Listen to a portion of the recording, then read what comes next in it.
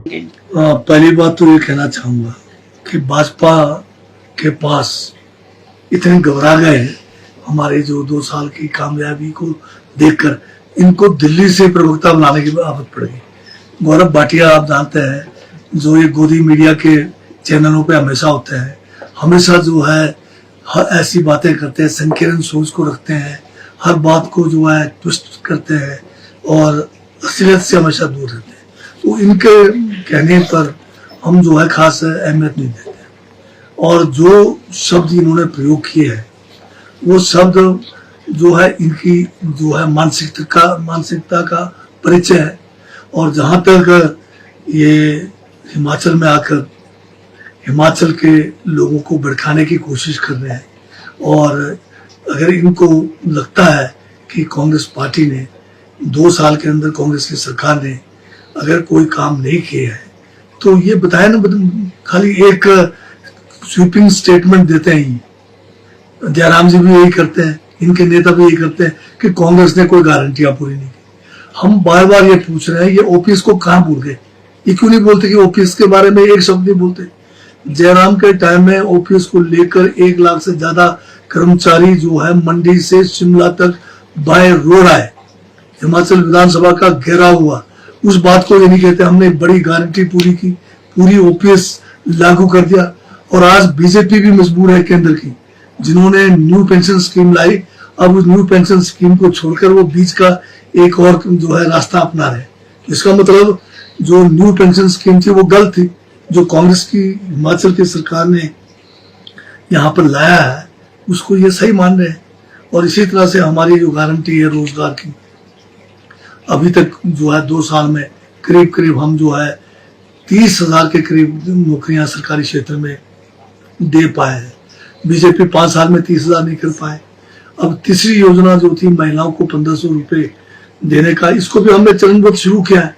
अभी हमारे पास 3 साल का समय है, हमने शुरुआत तो कर दिया इसका।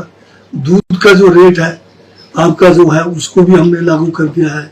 हमने जो है दूसरे और हमारे जो अन्य बहुत सारी स्कीमें नहीं हमने लॉन्च की, जिसमें आप अगर जो है ऑर्फन्स को लेकर है, आपके जो पेंशन को बढ़ाने की है, बहुत सारे हमारे दूसरे क्षेत्रों में जो हमारे दैनिक भोगी कर्मचारी हैं या आउटसोर्स है, उन सबकी तनख्वाहें भी बढ़ाई है। और उसके साथ में हमने हॉर्टिकल्चर में, एग्रीकल्चर में और हमारे जो है दूसरे डिपार्टमेंट्स, खासकर उद्योग में, सब में काम किया है हमने। कल तो मेरा जो है जनजातीय क्षेत्रों के जो है ये विकास से संबंधित हमारी मीटिंग थी। उससे पहले दिन हमारी 49वीं जो है जनजातीय सलाहकार परिषद की बैठक थी, जो माननीय मुख्यमंत्री उसकी अध्यक्षता करते हैं।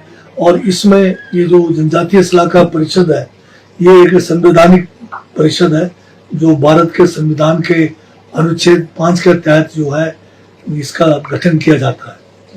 इसमें हमारे जो माननीय जनजातीय क्षेत्रों के जो सलाहकार परिषद के सदस्य थे, उन्होंने विभिन्न मामलों को उठाया, जिसमें से मुख्यतः ये था कि जनजातीय क्षेत्रों में जमीन देने के लिए एक नियम बना है, नोतोड़ नियम, जिसको लेकर पिछले बार भी जब 48वीं बैठक थी, प्रस्ताव पारित करके माननीय गवर्नर महोदय को, जो हमारे संरक्षक हैं जनजातीय क्षेत्रों के संविधान के तहत, उनको प्रेषित किया है। परंतु अफसोस की बात है, अब साल करीब 2 साल से ऊपर होने जा रहा है, गवर्नर साहब ने अभी तक उसकी स्वीकृति नहीं दी। जबकि इससे पूर्व में 2 गवर्नर ने, जिनमें इनके पूर्व गवर्नर और उससे पहले 2014 में जो लेडी गवर्नर थी, उन्होंने भी मतलब ये स्वीकृति देकर नोतोड़ का रास्ता खोला था। तो ये बहुत एक ज्वलंत मुद्दा था। और कल फिर जो है उसके बाद के जो और अलग से एक इंटरनल बैठक जो है हमने जनजातीय क्षेत्रों का लिया, जिसमें पीडब्ल्यूडी में कमा, जिसमें जल शक्ति और दूसरे हमारे एडमिनिस्ट्रेटिव जो हमारे एडीसी है, डीसीज हैं और एसडीएम्स हैं, उनके साथ बैठक करके किस जगह पे हमें जो है विकास की गति को तेजी प्रदान करना है, प्रशासनिक लेवल पर कहीं कोई कठिनाइयां है, उन सब पे विचार विमर्श। जो पार्टी से दल बदल के चला गया है वो हमारी तारीफ तो नहीं करेंगे ना, उनसे तो यही उम्मीद करेंगे जहाँ गए हैं उसी की तारीफ करेंगे। तो कोई ये कोई नई बात नहीं है, ये सभी करते हैं और सुधीर भी वही कर रहे हैं।